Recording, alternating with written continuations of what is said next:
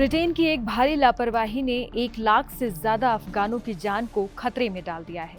Britain सरकार ने उन अफगान नागरिकों की गोपनीय लिस्ट ही गुम कर दी जिन्होंने सालों तक ब्रिटिश सेना और खुफिया एजेंसियों के लिए काम किया था। अब डर है कि ये लिस्ट तालिबान के हाथ लग गई है।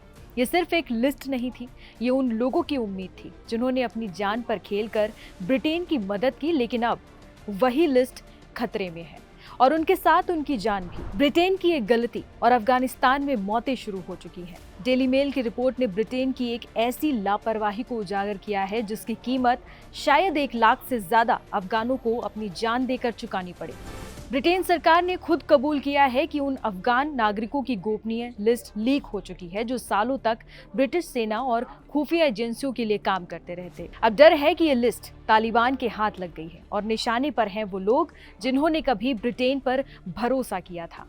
पिछले 7 दिनों में अफगानिस्तान में 3 हत्याएं हो चुकी हैं और तीनों ही मारे गए लोग कभी ब्रिटिश मिशन से जुड़े हुए थे। ब्रिटेन सरकार ने खुद अफगानों को एक माफीनामा भेजा है जिसमें कहा गया है कि उनका डाटा गलती से लीक हो गया, लेकिन अफगानों के लिए ये सॉरी अब मौत का पैगाम बन चुका है।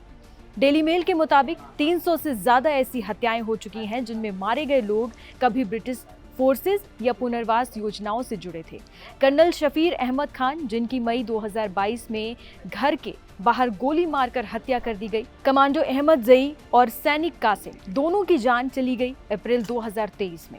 इन सब के पीछे एक ही कनेक्शन है, उनका ब्रिटेन से जुड़ा होना।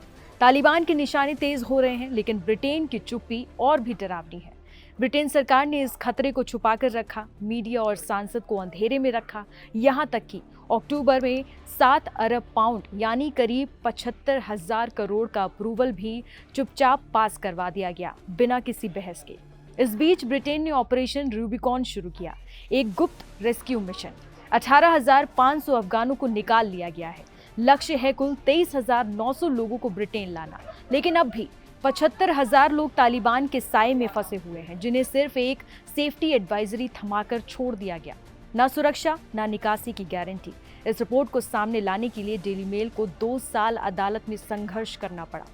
अब जब सच सामने आया है तो ब्रिटिश संसद में सवाल उठ रहे हैं। क्यों छुपाई गई ये चूक? क्यों नहीं दी गई वक्त रहते सुरक्षा? और सबसे बड़ा सवाल, क्या ब्रिटेन अब अपने वफादारों की जान बचा पाएगा?